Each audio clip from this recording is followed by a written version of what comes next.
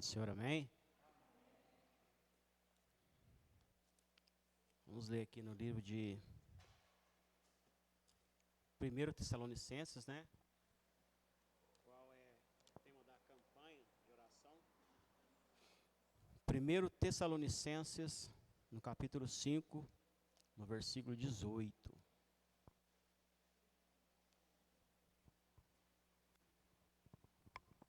Aleluia. Somente o versículo, né? Fala assim: em tudo dai graças, porque esta é a vontade de Deus em Cristo Jesus para convosco. Amém? Os irmãos podem sentar.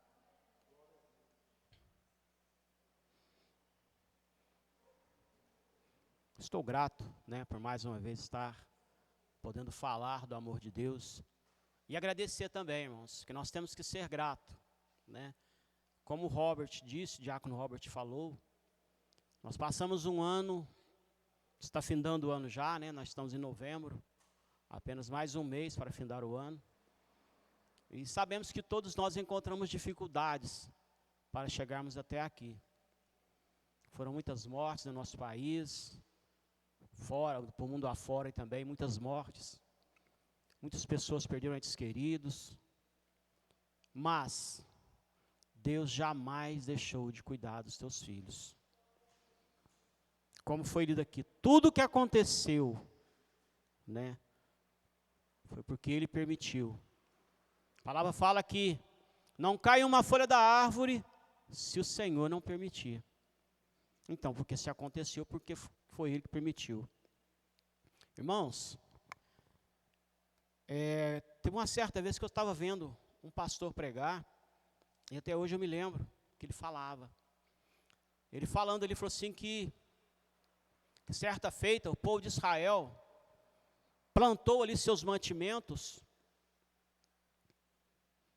foi lá, plantou em grande abundância seus mantimentos, e Deus abençoou de uma forma tão grande, que tudo que eles plantaram, nasceram, vingaram.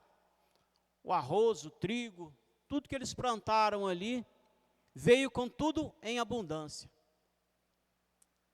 E eles olharam e falaram: nossa, como Deus foi bom, né? Vamos plantar o ano que vem, de novo. Quando foi no ano seguinte, eles plantaram da mesma forma. Plantaram, colheram seus alimentos. Quando foi no terceiro ano, plantaram, falou: esse ano nós não vamos nem tirar o de plantar no outro ano. Nós vamos pegar tudo e vender e ter o nosso dinheiro, o nosso lucro. E quando foi no quarto ano, eles plantaram todo assim os seus mantimentos. Só que aí, desta feita, foi tudo destruído. Os gafanhotos vieram e acabaram com todos os mantimentos. Aí eles recorreram ao profeta. O profeta disse: olha, vocês colheram a primeira vez muitos mantimentos e vocês não agradeceram a Deus. Da segunda vez, vocês colheram muitos mantimentos da mesma forma da primeira e vocês não agradeceram a Deus. Da terceira vez, vocês colheram em abundância de novo e não agradeceram a Deus. E desta vez, desta quarta feita, Deus cobrou. Deus cobrou porque eles não haviam agradecido.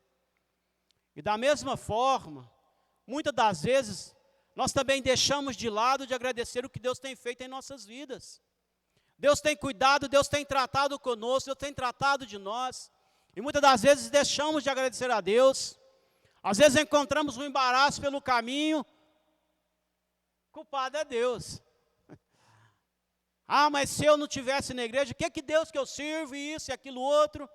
Mas eu quero te dizer que nada foge do controle de Deus. Nada sai do controle dEle. O que está acontecendo é porque Ele está permitindo. É para que naquele dia que nós estivermos passando uma dificuldade, possamos lembrar que na dificuldade Ele esteve conosco, e Ele não nos deixou órfãos, e Ele continuará estando conosco, servirá de experiência para nossas vidas e para o nosso caminhar. Lendo eu aqui, sentado aqui, estava recordando ainda, quando Deus deu sonhos a José. A gente lê a história de José, acha tão bonito, tão fascinante a história de José, né? Os sonhos de José. Os sonhos, tem aqui aquela música da Voz da Verdade, sonhos. É tão lindo ver a história de José, mas muitas das vezes vemos só as flores, e cortamos os espinhos e deixamos de lado. Quando Deus começa a mostrar José, dá sonhos para ele, a primeira coisa, ele conta, como o pastor disse aqui, ele conta para os seus irmãos. A segunda vez ele sonha de novo, ele conta de novo para eles. E a inveja começa a brotar então na vida dos irmãos de José. Até que eles o vendem. Primeiramente joga na cisterna. Mas quando ele cai na cisterna, eles falam, que é isso, né? Ele, apesar de tudo, ele é nosso irmão. Vamos vendê-lo. E vende ele. Até aí, tudo bem. Até o momento em que ele é pego na casa de Potifar. Aí lá começa então Deus trabalhar na vida de José. José então é jogado em um calabouço. Fica ali na prisão. Para quem tinha sonhos, para quem estava tendo sonhos de governante, de repente se encontra preso ali em uma cela. Eu quero dizer para você que muitas das vezes, o que Deus tem organizado, tem preparado para nós, é necessário passar por certos problemas, por certos momentos, que às vezes nós não vamos entender o significado que estamos passando naquele momento. Às vezes nós não entendemos o que está acontecendo conosco, mas Deus está nos moldando, Ele está nos preparando para o que vai vir. E quando José então, ele é jogado no calabouço, ele começa então, quem sabe aquela hora pensar como, né? Sair da minha casa, da minha terra, quem sabe começa a bater a saudade ali dos teus pais, da tua família, mas ele está ali no calabouço, ele se encontra ali, preso em meio aos outros que estão ali com ele. Porém ali estavam algumas pessoas que estavam prestes a sair dali também. E quando um sai, fala, olha, quando sai o copeiro, fala, olha, lembra de mim, fala de mim para o rei, para o governante. E quando ele sai, ele lembra da promessa que tinha feito para José, e ele fala para o governante. Então, meu amigo, tudo é necessário passar. Tudo é preciso passar para uma aprovação. Sem provação, é difícil chegar, é difícil ganhar, é difícil levantar algum troféu sem passar por alguma aprovação. Quem sabe as coisas estão difíceis nesse momento, quem sabe as coisas não estão saindo do jeito que deveria sair. Mas eu te digo, aguarde mais um pouco, porque Deus te dará a vitória no momento certo. Deus, Ele vai te levantar no momento certo. Nós temos que ser gratos a cada momento.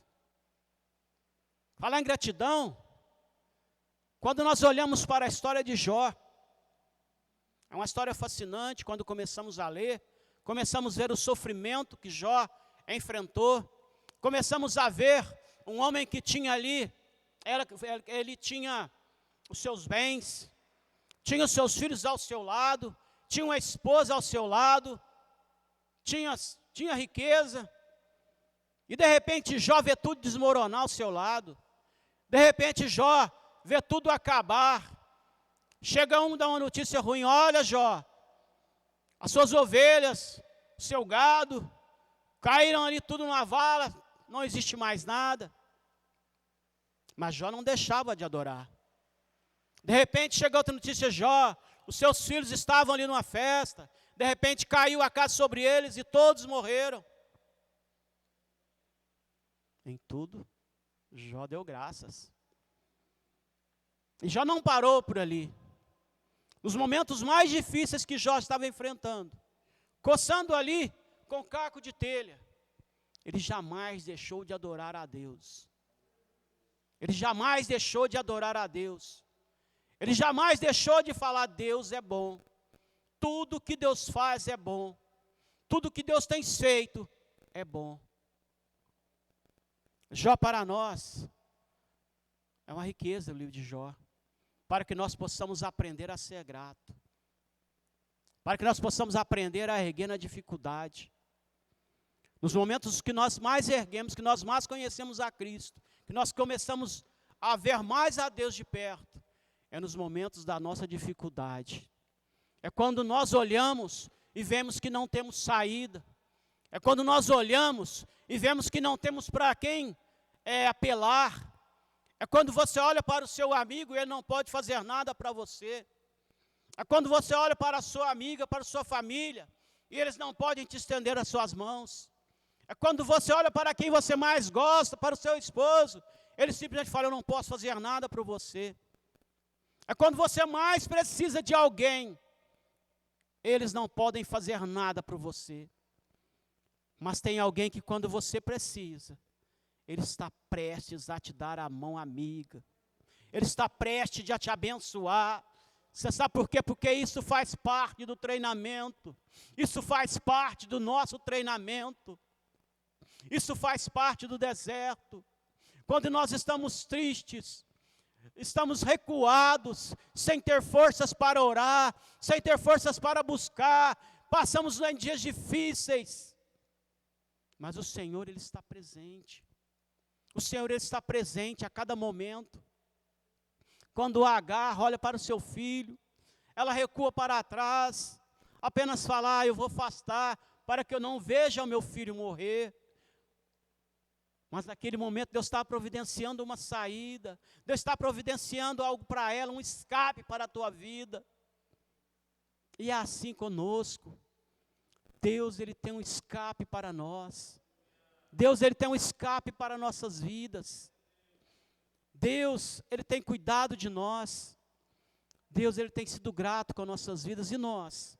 Será que temos agradecido os momentos que temos feito para Deus?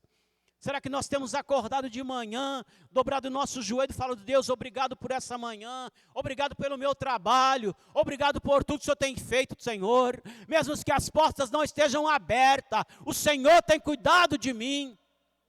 Será que podemos dizer isso? Que Deus, Ele tem cuidado de nós?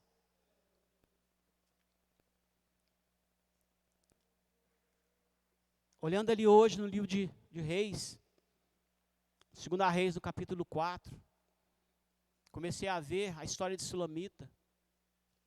Sulamita, quando Eliseu passava, ela olhava para Eliseu e falava: realmente, esse é um homem de Deus. Foi Eli, preparou um quartinho para Eliseu, para que ele ficasse ali quando ele estivesse passando por aquela cidade. E Eliseu ficou tão grato com aquela situação, com aquilo que aquela mulher fez para ele. Ele agradeceu. Chega em Jazi, conversa entre eles. Fala: o que eu poderia fazer para essa mulher? Eles falam: olha, ela não tem filho. Era algo que ela desejava, ter um filho. Eliseu chega diante dela e profetiza na vida dela que ela seria mãe. Ela seria mãe. Ela se alegra naquele momento. Nasce aquela criança. Ela sempre se alegrando, agradecendo a Deus. De repente aquela criança morre. E aí? E agora? Aquela criança morre. Algo que ela estava feliz naquele momento. Aquela criança veio para dar alegria naquela casa. Aquela criança era momento de era a felicidade daquela família que não tinha nenhuma criança ainda. Mas aquela criança naquele momento jazia-se morta. Naquele momento, quem sabe, a esperança foi embora. Quem sabe naquele momento a tristeza bateu no coração de Sulamita. E já não havia mais alegria naquela casa. Aquela alegria havia sido embora, aquela criança estava morta ali no seu quarto. Vocês acham que ela ficou abatida? Ela foi até o homem de Deus. E quando ela chega diante do homem de Deus, a primeira coisa que ele pergunta: e aí, sunamita, vai bem contigo? Ela apenas olhou para ele: sim, vai tudo bem. Vai tudo bem.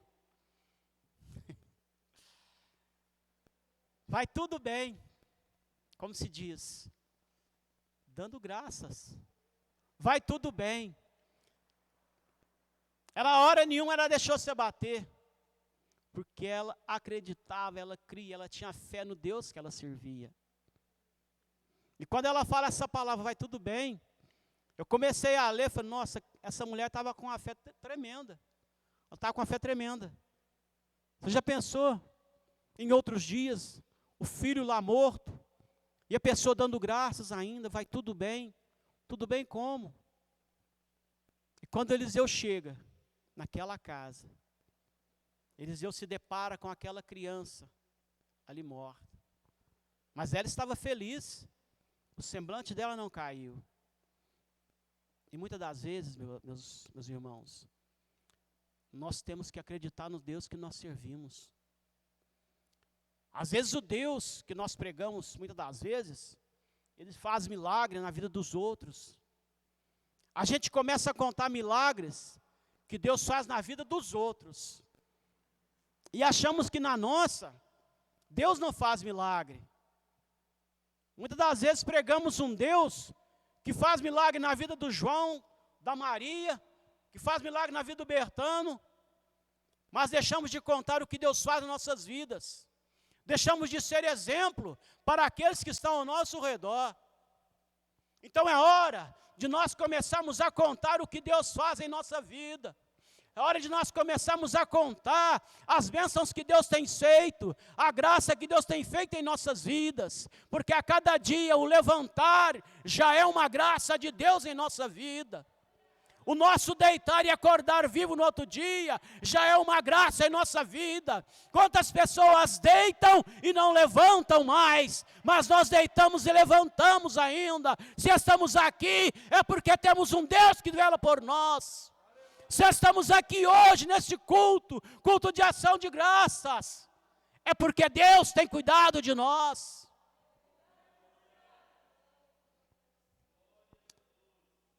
Aprendamos a ser grato.